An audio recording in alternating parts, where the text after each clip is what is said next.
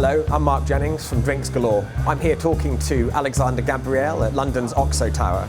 He's the creator of many wonderful things, from Citadelle gin through to Plantation rum, and of course, the owner of Cognac Ferrand.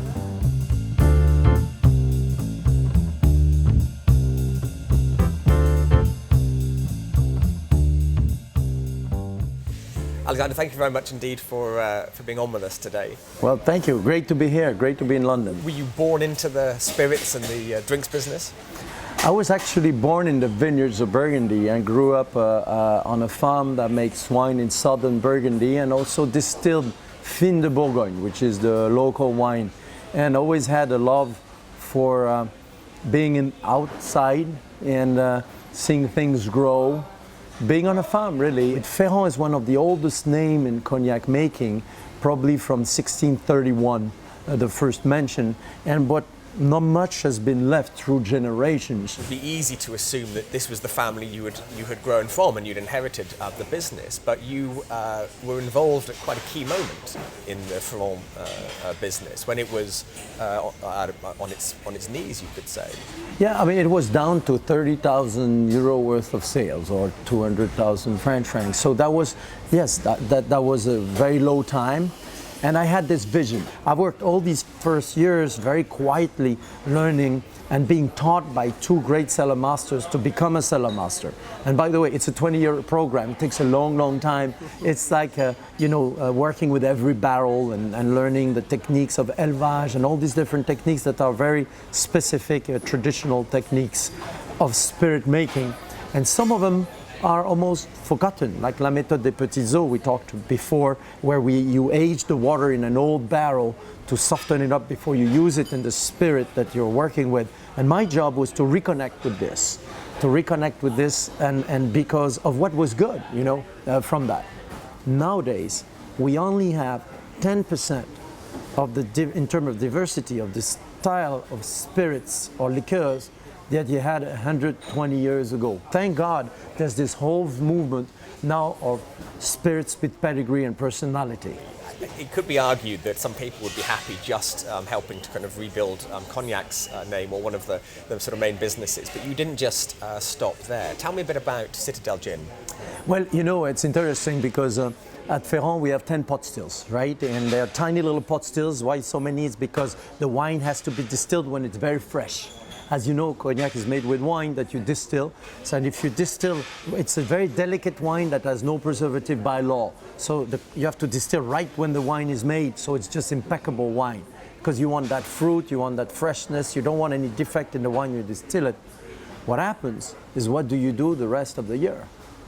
The rest of the year, you have 10 pot stills sitting there.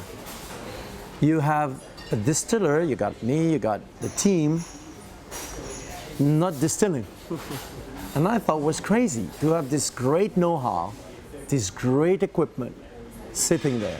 And I always loved gin. Why? Is because I love spirits that are very strong character.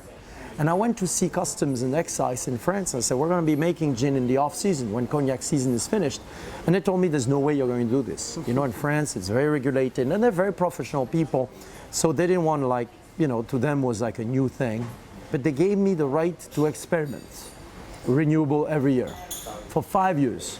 Some students came to me and they did a study with their teacher 25 years ago, and their conclusion said I had no chance in life with that product. I was very scared. I'm like, these guys are 10 times smarter than me. I kept that study, by the way. And and they said, this is no chance. It's French people, whatever. I guess we were right way too early, or we had no clue. We were just passionate and wanted to make great gin. 5 years later, Customs and Excise says, go ahead. But we had to build the spirit safe. You have to distill off-season. So to that day, in the winter, we distilled Cognac Ferrand. And in the summer, or spring and summer, started April 1st, we decommissioned the distillery, recommissioned it. And it was an interesting story. The distillery was commissioned the last time in 1776. And I didn't, there's a long line I am part of now, and it's very humbling, when you think you're one of the You know, we're at Ferrand. Some of the aging cellars have been containing cognac since the 18th century uninterruptedly. So you don't want to be the guy remembered as shutting down the distillery because you were a mad, researcher about products. So I was nervous, but to this day, every year we decommission and recommission every time, and we start distilling Citadelle. And to this day, one or maybe the only gin distilled on a naked flame. 5 years of research without sales got me to learn this. That's when Citadelle Gin was born. I'm getting a sense of a few things. One, a sort of element of a mad professor. And I think that is a compliment. It's meant as such. But also someone who is fascinated, geeky, one might say, about the kind of origins of techniques and so on. And I'm looking here at this slightly oddly coloured Citadelle gin here. Tell me a little bit about this. In the old days, think about it, the only way to store spirits was a barrel. And I know that's been argued since I threw that idea in 2007, is, people say, what about bottles? Well, the cost of a bottle was more expensive than crystal decanter. There was no stainless steel, plastic vats, anything. The only way to really store a spirit was a barrel. So at one point you have some aging imprint, very few months, because that was drunk very often quickly. Something was pointed out to me by a wonderful bartender, Eric Loring, at the Savoy, when he showed to me the Savoy cocktail book, where there's actually in the first edition an ad about a gin brand that says they're storing their gin in specific barrels. So, to me there was a little light bulb, and I live at the chateau right next to where the blending hole. So it was at nighttime, and I just filled up a barrel. And I told to the team next day, this is not a mistake, we're going to age gin. And we tried everything, and we are doing every year an aged gin, no more than 6 months of aging. You don't want the barrel aging to take over the gin. You want that balance. And we vintage them every year because every edition is slightly different. So that's the Citadelle Reserve. And every year we do a special edition of about now 40 barrels of Citadelle Reserve. Usually sells out in 2 weeks. I'm very proud to say. You've come from cognac, which of course is very regulated and very, very specific, into gin, which is a bit more sort of open. But rum is an area that is sort of polluted with all different types of process and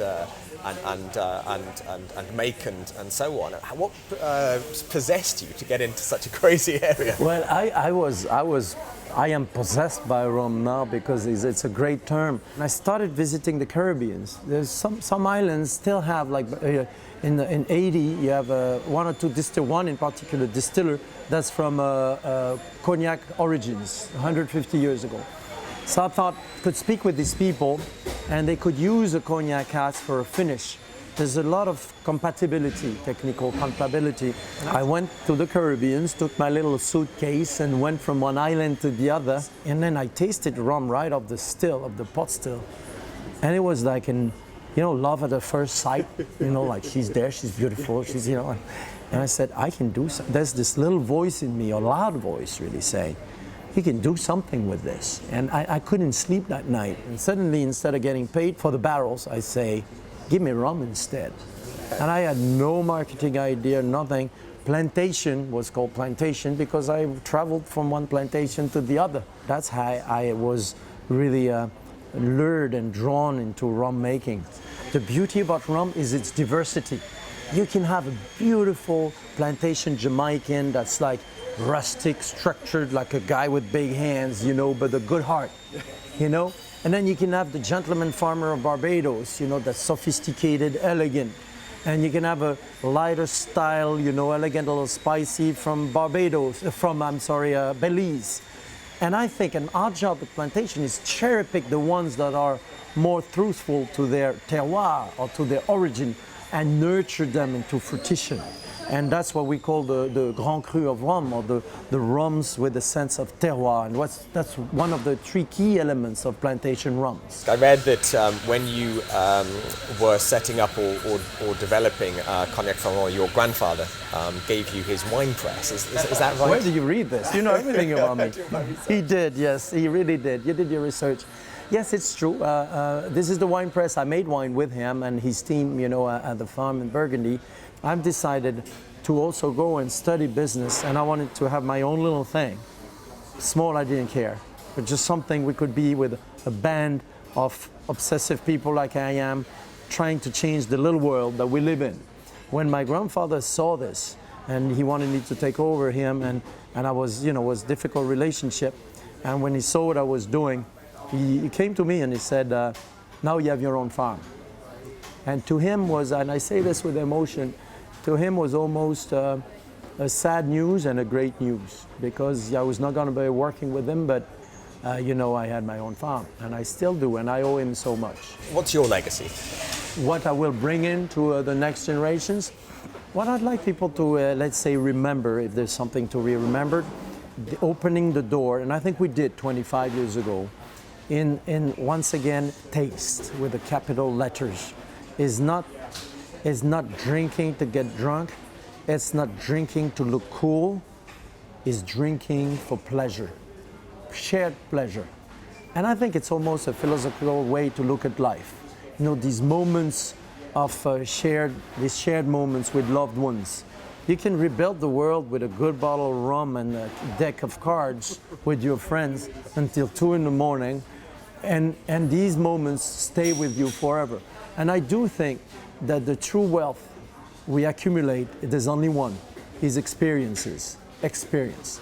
Makes me think a lot about my grandfather, who always used to say, you can't take it with you, meaning, you know, you enjoy your life now and grab that moment. And I particularly liked sort of being able to fix the world, put the world to rights over a glass or perhaps a bottle of rum. Alexandre, it's been such a pleasure to chat to you on an incredibly rainy but suddenly very Caribbean feeling day. Thank you very much indeed. Thank you so much. It's a pleasure being here.